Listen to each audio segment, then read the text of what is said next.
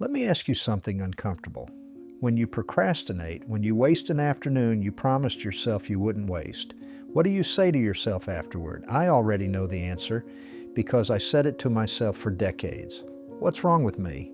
Why can't I just do the thing? I'm so lazy. Here's what no one told you. That voice, the one attacking you, isn't fixing the problem. It's the problem.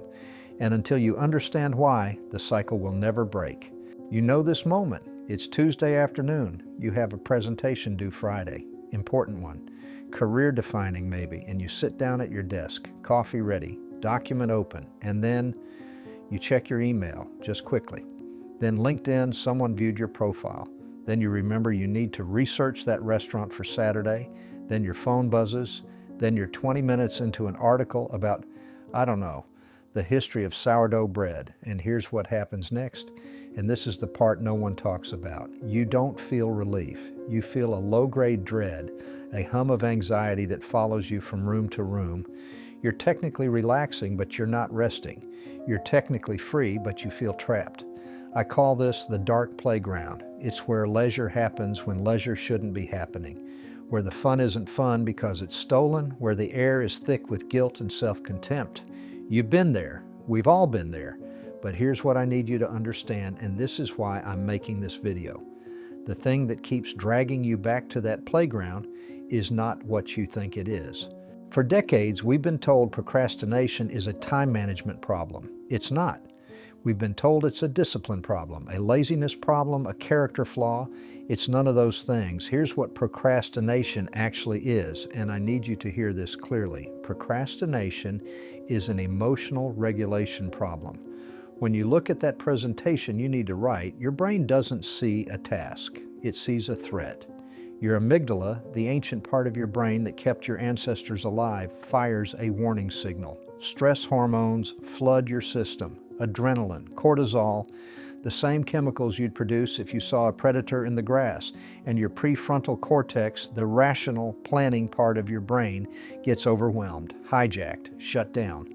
So you do what any threatened creature would do. You run, not to laziness, not to apathy, to safety. That YouTube video isn't a distraction, it's a refuge. That email isn't procrastination, it's protection. Your brain is trying to save you from something it perceives as dangerous.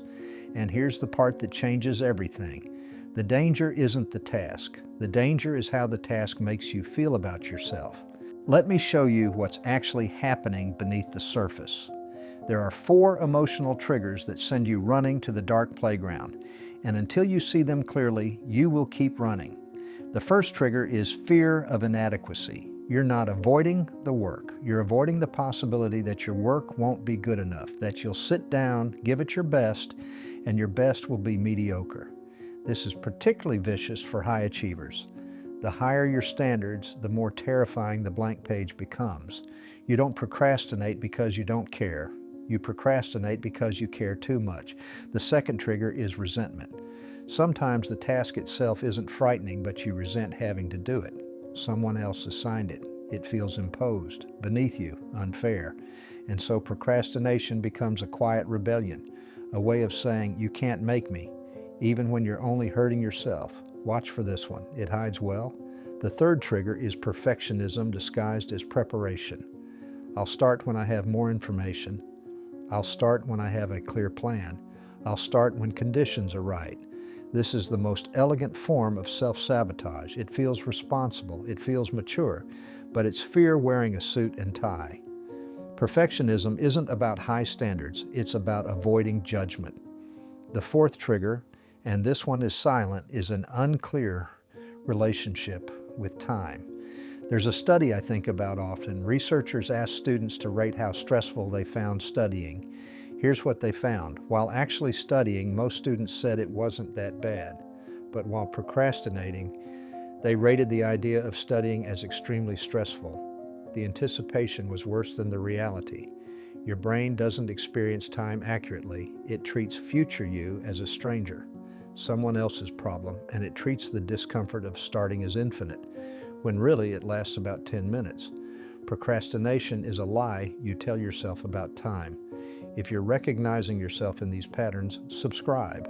I share insights like this every week, the kind most people won't tell you.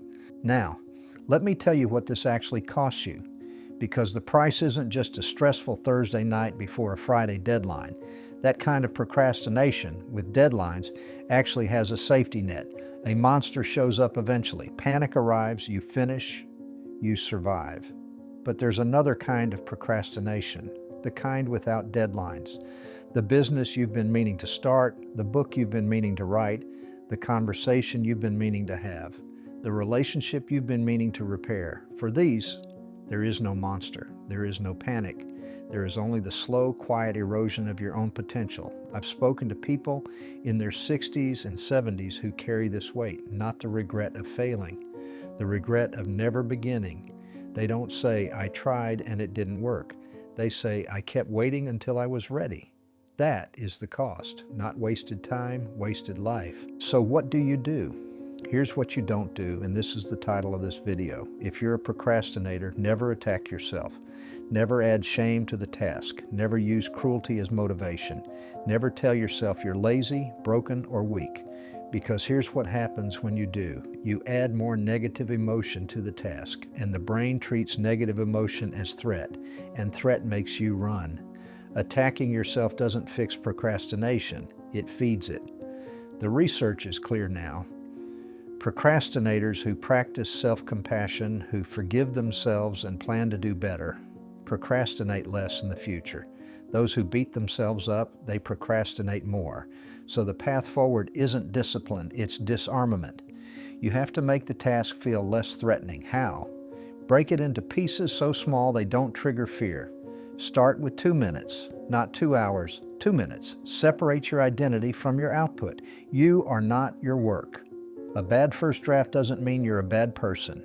And when you notice yourself running toward the dark playground, don't fight the monkey. Just ask, what am I afraid of right now?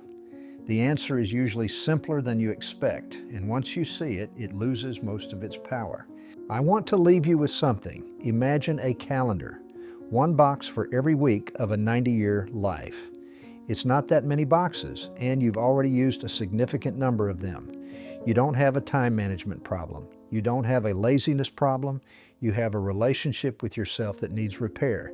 Every time you attack yourself for procrastinating, you make the next task harder. Every time you meet yourself with understanding, you make the next task lighter. The work is not the enemy. The feeling about the work is the enemy, and feelings can be changed. Start today, or if not today, soon. You know what I mean.